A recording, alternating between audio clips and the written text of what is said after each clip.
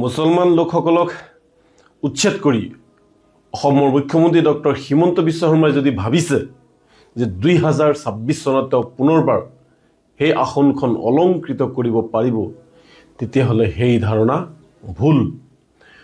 মানুহৰ ঘৰ ভাঙি, মানুহক বিপদৰ মুখলৈ ঠেলি দি, মানুহক হাৰাশাস্তি কৰি যদি মুখ্যমন্ত্ৰী ডাঙৰীয়াই ভাবিছে 2026 চনত পুনৰবাৰ তেওঁ মুখ্যমন্ত্ৰী হ'ব, তেতিয়াহ'লে তেওঁ ভুল ভাবিছে। আজি যিসকলক উচ্ছেদ কৰা হৈছে তেওঁলোকৰ খাবলৈ নাই, তেওঁলোকৰ শুবলৈ ঠাই নাই, তেওঁলোকৰ বহিবলৈ ঠাই নাই, তেওঁলোক আশ্ৰয়হীন, তেওঁলোক জিৰণি ল'বলৈ ঠাই নাই। বৰষুণ দিলেও তেওঁলোক, ৰদ দিলেও তেওঁলোকে এতিয়া তিৰপালৰ তলত, গছৰ তলত থাকিব লগা হৈছে।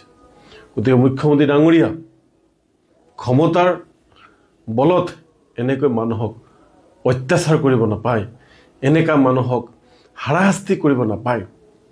আজি যিসকল সংখ্যালঘু লোকসকল আপুনি উচ্ছেদ কৰিছে, তেওঁলোকৰ সতি সন্তান, সেইসকলৰ ছাত্ৰ ছাত্ৰী যিসকল আছে, তেওঁলোকৰ ভৱিষ্যত কি হ'ব, তেওঁলোকক আপুনি অন্ধকাৰ পথলৈ ঠেলি দিছে, তেওঁলোকে অজান অন্ধকাৰ দিশলৈ গতি কৰিছে।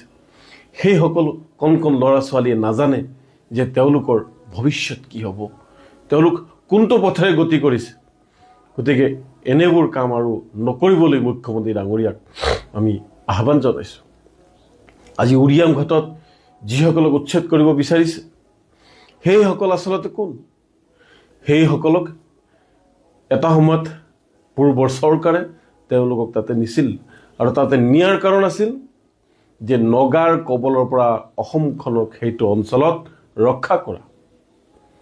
নগাৰ যি আগ্ৰাসন আছিল, নগাই যি অসমৰ ভূমি তেওঁলোকে বেদখল কৰিছিল, যি সম্পত্তি তেওঁলোকে লুটপাট কৰি নিছিল, যি অত্যাচাৰ চলাইছিল, যি গুণ্ডা টেক্স কালেক্ট কৰিছিল, তাৰ বিৰুদ্ধে এই উৰিয়াম ঘাটত নগাঁও, মৰিগাঁও, হোজাই বিভিন্ন ঠাইৰ লোকসকলক তদন্তাধীন চৰকাৰে তাতে বহুৱাইছিল।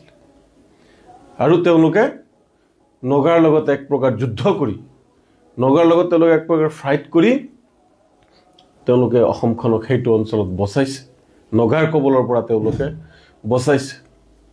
ইয়াৰ পৰা বুজা গ'ল যে পূৰ্বৰ চৰকাৰে এইসকল লোকক লৈ, এইসকল লোকক লৈকে মানে অসমখন বচালে আৰু আপোনালোকে আউট কৰি দিলে। এয়ে হৈছে ৰাজনীতি। কোনোবাই কাৰোবাৰ মিয়াৰ পক্ষ ল'ব, কোনোবাই আকৌ মুছলমানসকলৰ বিৰোধ কৰিব। আজি শিশু, আজি বৃদ্ধা, আজি থাকিবলৈ ঠাই নাই, আজি খাবলৈ নাই। আপোনালোকে ন্যায়ালয়ৰ কথাও গুৰুত্ব দিয়া নাই। আমি ভাৰতবৰ্ষৰ ৰাষ্ট্ৰপতিক জনাইছোঁ, আমি ভাৰতবৰ্ষৰ প্ৰধানমন্ত্ৰীক জনাইছোঁ, আমি গৃহ বিভাগক জনাইছোঁ, আমি দেখিছোঁ একোৱে কাম নাই। এতিয়া শেষ ভৰসা, আমাৰ অন্তিম ভৰসাই হৈছে সন্মানীয় ন্যায়ালয়, মহামান্য উচ্চতম ন্যায়ালয়, গুৱাহাটী উচ্চ ন্যায়ালয়। এইসকলক, এই দুৰ্ভগীয়া উচ্ছেদিত পৰিয়ালক ন্যায় দিব বুলি, ন্যায় পাব বুলি আমি ন্যায়ালয়ৰ পৰাহে আশা কৰিছোঁ।